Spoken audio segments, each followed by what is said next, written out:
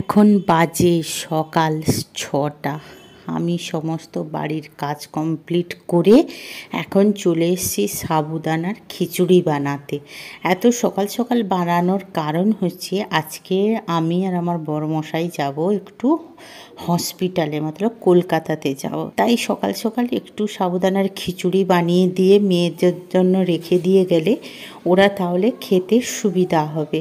কারণ যেহেতু এখন গণেশ চতুর্থী চলছিল, তো তাই আমাকে তাড়াতাড়ি করে বানাতে হয়েছিল। যেহেতু এটা আগের ভিডিও, তো তাই আর ভিডিওটাকে ডিলিট করলাম না। গণেশ চতুর্থী তো শেষ হয়ে গেছে না। গুড মর্নিং জয়নিতাই, সুপ্রভাত বন্ধুরা। এখন বাজে সকাল 8টা। আমরা সব রেডি হয়ে গেছি আর আমার দুমে ছুটে পালাচ্ছে। আমার বড়মশাই বসে আছে। আগেই বলেছিলাম যে আমাদের মেডিকাতে অ্যাপয়েন্টমেন্ট পেয়েছি অনেক কষ্টে, কারণ এখন যা চলছে ওই জন্য ভয়ে যাই না। হসপিটালে গেলে তো ডাক্তার দেখানো হয়ে যাবে সেটা জানি, কিন্তু রাস্তাঘাটের জন্য ভয়ে গেছিলাম না। কিন্তু শরীর খুব খারাপ, তাই বেরিয়েছি আজকে। আর কয়দিন ধরে বৃষ্টি হচ্ছে, দেখো বেরালাম আর কি জোর বৃষ্টি আসে। চলো, রাস্তায় অল্প অল্প বৃষ্টিতে তো আর ভিডিও করতে পারবো না, অল্প অল্প যতটুকু পারি তোমাদের সাথে শেয়ার করব। হসপিটালটা আজকে শেয়ার করতে একটু চেষ্টা করব, জানি না ভিডিও করতে তো বারণ করে।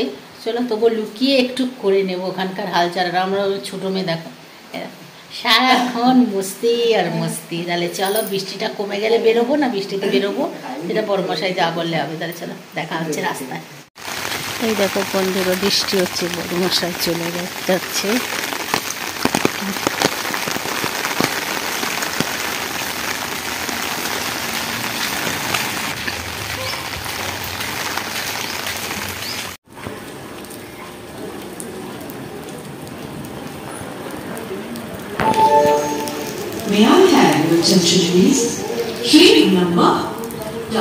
সবগুলো ঢুকেছে একসঙ্গে।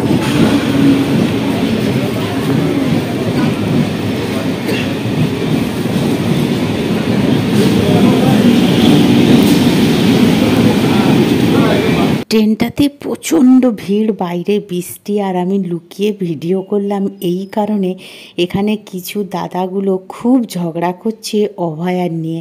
এই নেতাদের বদনাম করছে, এই হলো ওই হলো, দিদির বদনাম করছে। তাই একটু লুকিয়ে ভিডিও করেছি, কিন্তু মিউট করে দিয়েছি। তারপরে দমদমে নেমে আমরা আবার মেট্রোতে বসে গেছি। মেট্রোতেও প্রচুর পরিমাণে ভিড় ছিল, এখন অনেকটা খালি হয়েছে। আর তোমাদের দেখাচ্ছি, এই যে প্রত্যেকটা স্টেশনে দাঁড়াচ্ছে, অটোমেটিক গেট খুলছে, অটোমেটিক আবার বন্ধ হয়ে যাচ্ছে। আগে কিন্তু আমরা সব দাঁড়িয়েছিলাম, এখানে পা রাখার একটু জায়গা ছিল না, এত ভিড় ছিল। এখন একটু কমে যেতে, তাই আমি আস্তে আস্তে করে একটু ভিডিও করে নিয়ে। মেট্রোতে ভিডিও করতে বারণ করে, কারণ এই যে কিছু ইউটিউবার আছে ডান্স ভিডিও করে পাবলিকের সামনে, অনেক পাবলিক হ্যারেজ হয়। তো একদম সরকার থেকে বারণ করে দিয়েছে যে কোনো ভিডিও করা যাবে না, কোনো ডান্স করা যাবে না। তো আমি বসে বসে নিজের দিকে ভিডিও করে, মানে ক্যামেরা করে নিজেই কথা বলছিলাম। তখন যে বাইরে প্রচুর বৃষ্টি হচ্ছে, আর ভিতরে যেহেতু মেট্রোতে এসি, তো একটু হালকা ঠান্ডা লাগছিল। এমনিতে আমাকে লাগে না, কিন্তু বাইরে যেহেতু ঠান্ডা হচ্ছে আর ভিতরে প্রচুর এসি চলছে, তো মেট্রোটা তো পুরো এসি, তো যার জন্য একটু হালকা আমাকে ঠান্ডা লাগছিল।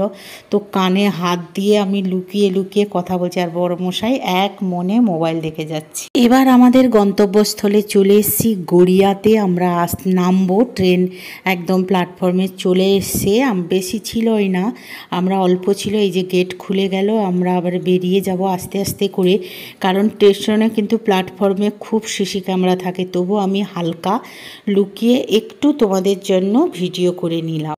এখন আমরা রিক্সা ধরেছি। তো গড়িয়া থেকে রিক্সা ভাড়া হচ্ছে, এখান থেকে ভাড়া 60 টাকা আমাদের মেডিকা পর্যন্ত, কিন্তু আসার সময় ওখান থেকে আবার 80 টাকা, নাহলে 90 টাকা। এত আওয়াজ হচ্ছিল তাই মিউট করে দিলাম। এখন যাচ্ছি, যে রিক্সা চালাচ্ছে দাদা হচ্ছে আমাদের জয় নিতাই মতে হরে কৃষ্ণ, তো অনেক ঠাকুরের কথা বলে বলে যাচ্ছে। তো ওইসব কথাই শুনছিলাম, তাই মিউট করে দিলাম, কারণ বাইরে বৃষ্টি হচ্ছিল আর প্রচুর আওয়াজও হচ্ছিল। আর এদিকে রোদও আছে, হালকা একটু রোদ পড়েছে, এখন বৃষ্টি আবার কমে গেছে। কিন্তু রিক্সাতে এতটা জার্কিং হচ্ছিল তো, আর আমার প্রচুর পেটে ব্যথা করছে, যন্ত্রণা হচ্ছে, তো যার জন্য আর আমি ভয়েসগুলো সব মিউট করে দিলাম। কেন বলতো, এত আওয়াজ না, আওয়াজে শোনাই যায় না। অনেকে দিয়ে দেয় আওয়াজ, কিন্তু আমার আবার ভালো লাগে না। মাঝে মাঝে দেই, একটু ট্রেনের আওয়াজ ফাওয়াজের জন্য দেই। বলতে বলতে আমরা কিন্তু চলে এসেছি। এবার একদম হসপিটালের মধ্যে ঢুকেও গেছি। ঢুকে আমাদের ডকুমেন্ট সব কাজ করার জন্য আমার বড়মশাই বসেছে, নম্বর আসলে যাবে। কিন্তু আমি লুকিয়ে ভিডিও করছি, কারণ সাথ মানা আছে এখানে। শুধু কেন করলাম, যে তোমাদের দেখানোর জন্য যে এখানে কোনো অসুবিধা হচ্ছে না, সবাইকে খুব ভালোভাবে পেশেন্ট দেখছে। কারণ নিউজে যেটা দেখাচ্ছে, নেতারা বলছে যে হসপিটালে ডাক্তার দেখছে না, কিন্তু তোমরা দেখতে পারো যে এখানে খুব সুন্দরভাবে পেশেন্ট দেখছে। এবং ম্যাডামকে দেখানো হয়ে গেছে, আল্ট্রাসাউন্ড এক্সরে হয়ে গেছে। এখন আমি খেতে এসেছি, কারণ 4টের উপর হয়ে গেছে। বরমশাই বাইরে গেছে, আর আমি খাওয়ার পরে একটু তোমাদের বাইর থেকে একটু ভিডিও করে দেখিয়ে দিলাম। আর একটা ম্যাডামকে দেখানোর পরেই তারপরে আমরা বাড়ি চলে যাব। এই যে এখানে ম্যাডামকে দেখানোর জন্য গেছিলাম, গাইনোর ম্যাডামকে আগেই দেখিয়েছিলাম। ম্যাম বলছিল যে আল্ট্রাসাউন্ডের রিপোর্টটা নিয়ে এসে একবার আমাকে দেখিয়ে নিয়ে যাবে। তো আমরা রিপোর্ট নিয়ে আসে যখন দেখি ম্যাম চলে গেছে, বলল রিসেপশনে যে ম্যাম চলেছে, পরে আবার একদিন এসে দেখি।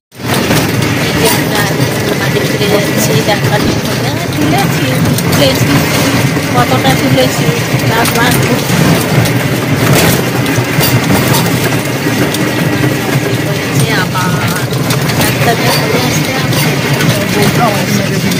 মেরে দেখা।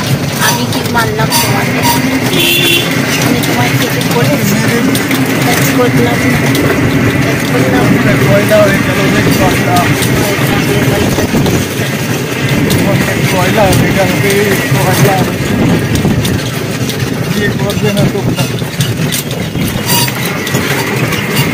হসপিটাল থেকে আসার পরে আর তোমাদের সামনে আসিনি। ফ্রেশ হয়ে বড় মেয়ে একটু চা বানিয়েছিল, রাস্তা থেকে বলে দিয়েছিলাম যে একটু চা বানাতে। তো চা বানিয়েছিল, চা খাওয়ার পরে একটু বসেছিলাম, কারণ শরীরটা খুবই ক্লান্ত। আর সাবুদানা বানিয়েছিলাম দুপুরে, মানে সকালে বানিয়ে দিয়ে গেছিলাম, ওরা সব খাওয়া দাওয়া করেছিল, আর একটু আছে। আর ছোলা ভিজিয়ে দিয়ে গেছিলাম, কাঁচা মুগ, সেগুলোকে এসে আলু দিয়ে সিদ্ধ করলাম, দিয়ে সেগুলোকে সালাড করে তারপরে ছোটো মেয়ে বললো মা এক দুটো ফুচকা বানিয়ে ওতে গুঁড়ো করে দেবে, চুড়মুড় হয়ে যাবে।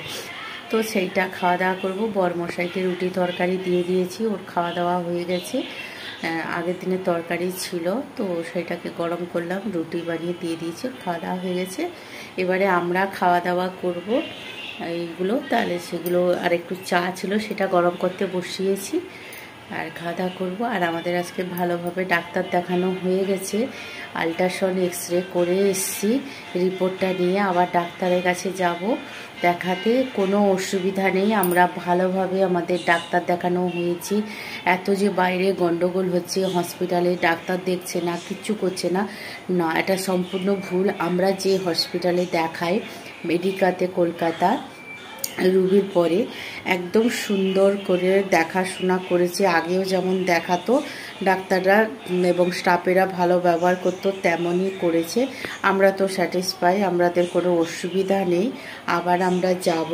তো যারা এইসব রোটাচ্ছে যে ডাক্তার পেশেন্ট দেখছে না, পেশেন্টরা করছে, মারা যাচ্ছে, সম্পূর্ণ মিথ্যা কথা। তোমরা গুজবে কান দেবে না, নিজেরা যাবে, ডাক্তার দেখাতে যাবে, ভালোভাবে ট্রিটমেন্ট করবে। এবারে যে কষ্টটা ওদের দিয়েছে তার তো বিচার তো অবশ্যই চাই। আজ অবধি আমরা চাই ন্যায়ের বিচার হোক।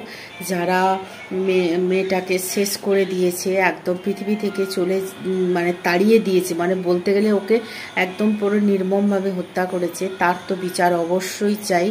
আর সেই বিচারের জন্য আজ সবাই আন্দোলন করবে এবং জাস্টিসের জন্য সবাই অপেক্ষা করবে। সিবিআইয়ের কাছে একটু সময় দিতে হবে, কারণ সমস্ত প্রমাণ লোপাট করে দিয়েছে। সেখান থেকে ধীরে ধীরে করে সব কিছু খুঁজে বের করছে, কত লোক ধরা পড়েছে, আরও বাকি আছে। তার জন্য একটু ধৈর্য ধরে অপেক্ষা করে থাকতে হবে, ডাক্তারদের পাশে থাকতে হবে। ওদের যেমন ওদের প্রয়োজন, ওদের তেমন আমাদের প্রয়োজন। সবার সেফটির জন্য আজকের আন্দোলন হচ্ছে। তাহলে চলো, সবাই ভালো থাকুক, সুস্থ থাকুক, এই কামনা করি। চলো আমরা তাহলে খাওয়া দাওয়াটা করে নিই। তাহলে আজকের মতন গুড নাইট, শুভরাত্রি, জয় নিতে। এই যে সাবুদানার বড়াগুলো হয়ে গেছে, দেখো ভাজা হয়ে গেছে। এটা লাল লাল করে ভেজে নেব। আর এদিকে আমি খাওয়ার জন্য একটু টমেটো পুড়িয়ে তাকে জ্বালিয়ে একটা চাটনি মতন করেছি, আর লেবু রস দিয়েছি। এইটা দিয়ে কিন্তু সাবুদানার বড়াটা খেতে কিন্তু অসাধারণ লাগে। আর সাথে আছে এই যে ছোলা আর মুগ যে ভিজিয়ে রেখেছিলাম, তারপরে আলু সেদ্ধ করে শসা দিয়ে লেবুর রস দিয়ে। তারপর ছোটো মেয়ে বলল মামা একটু ফুচকা বানিয়ে এর মধ্যে দিয়ে দিও। একদম আমাদের চুড়মুড় রেডি হয়ে গেছে। চলো তাহলে খাওয়া দাওয়াটা কমপ্লিট করে নিই।